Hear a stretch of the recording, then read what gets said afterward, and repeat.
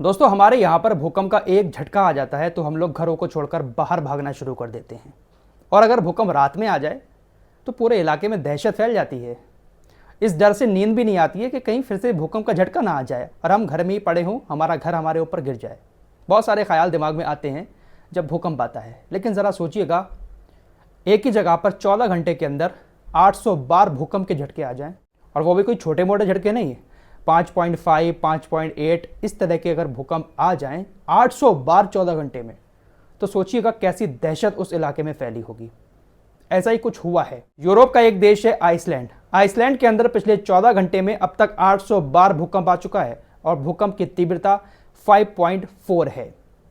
लगातार भूकंप के झटके वहां पर आ रहे हैं, जिसके चलते हुए आपातकाल लागू कर दिया है।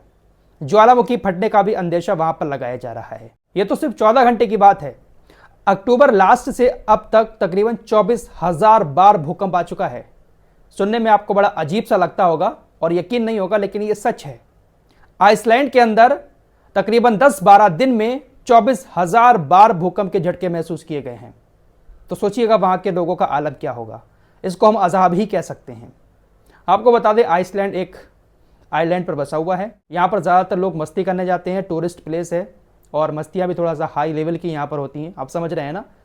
तो यहाँ पर 24,000 बार पिछले 10-12 दिन में धरती कांप चुकी है। साइंस काफ़ी आगे पहुँच चुकी है, लेकिन कुदरत के निज़ाम के आगे किसी की कुछ नहीं चलती।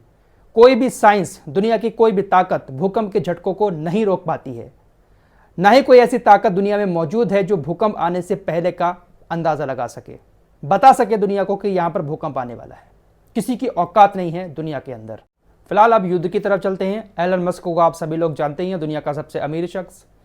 एलन मस्क ने एक इंटरव्यू के दौरान कहा कि इजराइल जो गाज़ा के लोगों को मार रहा है, हमास के लोगों को मार रहा है, लेकिन आपका ये मारना हमास के लोगों की तादाद और ज़्यादा बढ़ा देगा। आप जितना ज़्यादा गाज़ा के लोगों को मारेंगे, उससे हमास के लोग ज़्यादा बढ़ेंगे। यानी उनका कहने का मकसद ये था कि आप अगर गाज़ा के लोगों पर अत्याचार करेंगे, उनको मारेंगे, तो ज़्यादा से ज़्यादा लोग हमास के साथ जुड़ेंगे और आपके ऊपर हमले करेंगे। और इजराइल, ये आपकी जीत नहीं मानी जाएगी। इजराइल का यही कहना है कि हम हमास को पूरी तरह से ख़त्म कर देंगे। लेकिन एलन मस्क ने कहा कि आप जितना गाज़ा के लोगों को, हमास के लोगों को मारेंगे, हमास संगठन उतना ही ज़्यादा बड़ा बनता जाएगा। और इसका सबूत भी आपको दिखाता हूँ।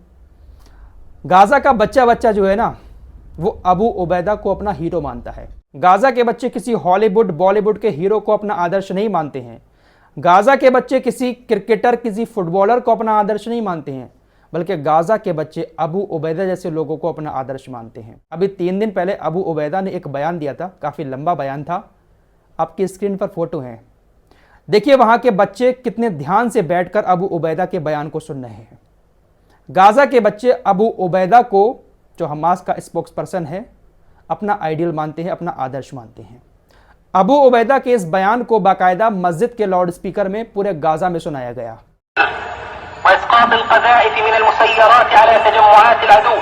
अबू उबैदा के जब इस बयान को मस्जिद के लाउड स्पीकर में सुनाया जा रहा था, तमाम मस्जिदों में, तो एक मस्जिद के मीनार पर इजराइल की सेना ने हमला कर दिया। इजराइल की सेना को यह बात बहुत ज़्यादा बुरी लग रही थी कि अबू उबैदा का बयान सभी लोगों को क्यों सुनवाया जा रहा है। लेकिन जितनी भी टीवी, रेडियो वहाँ पर अबू उबैदा के बयान को टेलीकास्ट कर रहे थे, बच्चा अबू उबैदा के बयान को वहाँ पर सुन रहा था। तो ये जो छोटे छोटे बच्चे हैं, जिनकी आंखों के सामने उनके अपने मर रहे हैं, उनके दिलो दिमाग में तो यही चीज़ आती होगी ना कि इजराइल हमारा कातिल है, सबसे बड़ा दुश्मन है। तो शायद इसी बात को लेकर एलन मस्क ने कहा है कि आप जितनी ज़्यादा लोगों को मारेंगे, हमास संगठन उतना ही ज़्यादा बड़ा बनता जाएगा। दोस्तों ये खबर आपको और बता दूं, और ये खबर मैंने आपको सुबह भी बताई थी। अल शिफा हॉस्पिटल पर हमला किया था कल रात इजराइल की सेना ने, और 3 हॉस्पिटल्स को चारों तरफ से घेर लिया था। अब पता है इजराइल क्या कह रहा है? इजराइल ने कहा है कि अल शिफा हॉस्पिटल पर कल जो हमला हुआ था, ये हमला हमने नहीं किया है, बल्कि एक रॉकेट हमास का रास्ता भटक कर हॉस्पिटल पर जाकर गिरा। मतलब यही बेतुकी बातें हर बार इजराइल की तरफ से की जाती हैं। इससे पहले भी इजराइल ने हॉस्पिटल को निशाना बनाया था जब जंग शुरू हुई थी, जिसमें 400-500 लोग मारे गए थे। तब भी यही कहा था कि हमास का एक रॉकेट रास्ता भटक गया और वो हॉस्पिटल पर गिरा। अब फिर वही कह रहा है कि हमने हॉस्पिटल को निशाना नहीं बनाया है। यार कितने बड़े झूठे लोग हैं ये। सही कहा है भाई कि कुरान में भी है कि ये कौम जो है ना ये फितना पैदा करने के लिए पैदा हुई है। कुछ तो वजह रही होगी ना कि हिटलर ने अपने देश से इनको भगाया था। दोस्तों इसके अलावा इजराइल की सेना वेस्ट बैंक की सड़कों पर भी उतर गई है और वेस्ट बैंक में भी उसने हमला किया है और इस हमले में 18 लोग मारे गए हैं। साथ ही साथ नेतन्याहू ने एक बार फिर से बयान दिया है कि युद्ध खत्म होने के बाद गाजा पर हमारा नियंत्रण होगा, यानी इसका पूरा मकसद गाजा को कब्जाने का है। इसीलिए इसने एक कॉरिडोर बना दिया है, रोजाना 4 घंटे जंग रोककर लोगों को वहां से निकाल रहा है। अपनी सेना को गाजा में तैनात कर देगा और उसके बाद हमास के साथ वो लड़ते रहेंगे। लेकिन एलन मस्क की बात जो है वो कहीं ना कहीं बहुत सही है।